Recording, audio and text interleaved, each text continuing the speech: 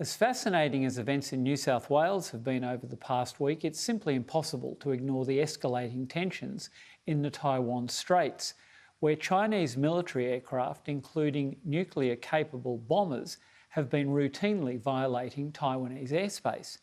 It's been a ruthless display of force by the increasingly bellicose regime of Xi Jinping. Now, I've always considered China's development of atolls in the contested areas of the South China Sea as merely a quest to create strategic space in order to enable them to launch major amphibious operations to reclaim what they refer to as their wayward province. I argued this in 2017 and again almost exactly 3 years to this day in 2018.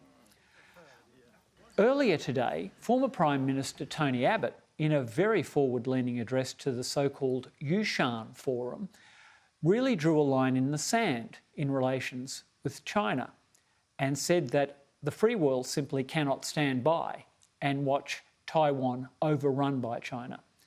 You'll recall that Tony Abbott joined me a few weeks back to discuss the AUKUS collaboration between Australia, the United States and the United Kingdom, as well as our decision to purchase nuclear-powered submarines. It's easy to forget that when he was Prime Minister, Tony Abbott actually hosted Xi Jinping as an honoured guest in our Parliament back in 2014. How rapidly our strategic circumstances have deteriorated and how rapidly that relationship has changed. Unlike former Prime Minister Paul Keating, both Tony Abbott and I believe that is on account of China's actions rather than Australia's words. America's precipitate withdrawal from Afghanistan has emboldened China. There's no doubt about that. They sense that the West is in irreversible decline. That's their narrative. Tonight, I want to examine the risks of war between the United States and China over Taiwan. My first guest, Jim Molan, is a regular on the McGregor angle and is very qualified to talk about matters military, and he's one of your favourites, I know, from the feedback I get. He's argued on many forums that our Defence Force is simply not configured for major conventional operations and lacks the resilience to sustain combat operations against a peer foe for any length of time. He's been saying this ever since he was elected to the Parliament as a Senator for New South Wales. Senator Jim Molan's well qualified to make that judgment, having commanded large coalition forces during the war in Iraq, and he still has impressive networks in both the US military and intelligence communities. His warnings carry genuine weight, and he joins me now to talk about the latest developments in the Taiwan Straits and the Indo-Pacific from his property near Canberra. Jim Molan, welcome back. Good to see you. Catherine, good evening. It's good to be back and good to be talking China in all its manifestations. What a couple of weeks it's been. Hasn't it been enormous since we last spoke? And a very forward-leaning speech by Tony Abbott today. No surprise to either of us, knowing Tony as we do. How do you think it's been received in China? Too early to tell, probably, but their response, I imagine, will be predictable. Yes, and I think that it is a bit too early to tell. We've heard nothing from them. They've had one opportunity, as I understand it, to comment on what ex-Prime Minister Abbott said, but he was very forward-leaning, and he's saying the kind of things that I think we need to say. He's eminently qualified to speak on the Trans-Pacific Partnership, in particular the TPP in its new format. I think it's, what is it, comprehensive, progressive, or something like that. It's as bad as the the joint courses of action in the Middle East now. He's very good on this kind of stuff, and he is a tough guy. And given the kind of comments that we've seen from China, the likes of which are, to Taiwan, stop irresponsible, provocative actions, war may be triggered at any time, all of this kind of rhetoric that China has come out over Taiwan whilst they're flying into Taiwanese air defence identification zones. I mean, the capability of China to tell absolute porky pies, they'll probably start saying that Tony Abbott is the spear point of an Australian invasion of Taiwan in no time at all. Indeed. We're a dagger pointed at the heart of Antarctica, Jim. That's right. But look, leaving that aside for a moment, I spoke with Alan Jones, our mate, last night, and he wondered whether these incursions into airspace are the precursor to the outbreak of war. And interesting to test your theory. I disabused him of that. I think this is coercion, it's psyops. When we need to worry about China's cross-straits operation is when they actually try to take our systems off the grid in Australia. Do you think that's a fair estimate? And it'll be a barrage of missiles onto the mainland before they launch the amphibious op?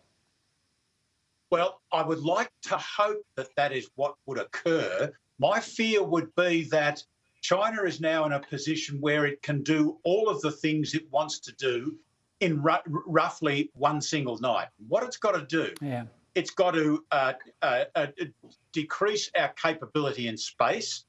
It's got to attack cyber command and control systems throughout the world, not just in Oz or in the US or in Taiwan, throughout the world, which it can do.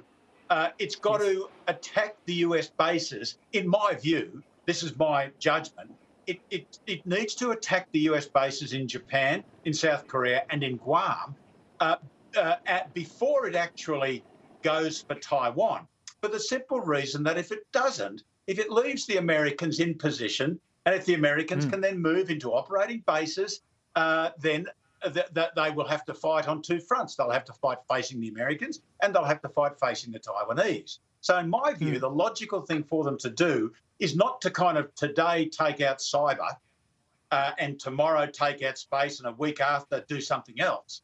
But what they should be, what they are likely to be considering doing is doing it all in one night.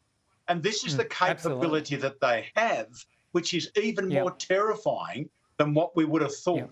So this is the fear I have. I agree with you. I don't think this is more coercion than anything else. It's a good practice for getting complex packages of aircraft flying in that part of the world. They're also flying at night too in some of those packages, which is a big breakthrough for them. Now, again, we've talked about the fact that our own military is configured very poorly and that we can't sustain losses against a peer adversary. Jim, as welcome as the announcement of the tripartite agreement and collaboration has been and the decision to go nuclear, you know that we abandoned the concept of warning time in the major strategic update on 1 July last year. What do you think we can do to bridge some of these really major capability gaps that we've got? For instance, is it smart, do you think, to offer basing to the B-52s out of Guam on Australian soil to get them out of the immediate range of the D-21 family of missiles, for instance, and start basing their nuclear sub fleet here before we get some holes in the water? Or is that just a bridge too far for the government? No, I don't think it's a bridge too far, and I think we will see that happening. The biggest problem I've got, though, is that if we start basing B-52s or the B-1s or B-2s in Australia, the Americans will want them to be based in hardened bases. And a hardened base is a base which is where you can drive the aircraft into a protective shelter which will withstand whatever the attack is. And now there's no point putting them in a protective shelter unless you have an air defence capability around the particular base. So if I was the Americans, I'd be very wary about coming to Australia, just as they are very, very wary about the situation in Guam at Anderson Air Force Base, where the commander of the Indo-Pacific Command has been asking money to continue to harden that base and to put in a particular anti-ballistic missile defence system around that base. We have nothing of that in Australia. Yeah, we're 6,000 kilometres away, but China does have missiles that could reach us with conventional or small tactical nuclear weapons. So it's not a solution for the Americans in the first instance to deploy out of Guam or China or Japan or South Korea to Australia until we harden our bases. We don't have one hardened base, war-capable base for our aircraft in this nation. So we line them up on the tarmac, and let's hope we don't get surprised, because we will lose them all. And we can lose them all from cruise missiles, from submarines, or from a dozen different ways. I mean, you know, the missiles that can strike the American bases in the region have an accuracy of 5 to 10 metres. 5 to 10 metres. And they have, Chinese have lots of them, because that's what they're preparing.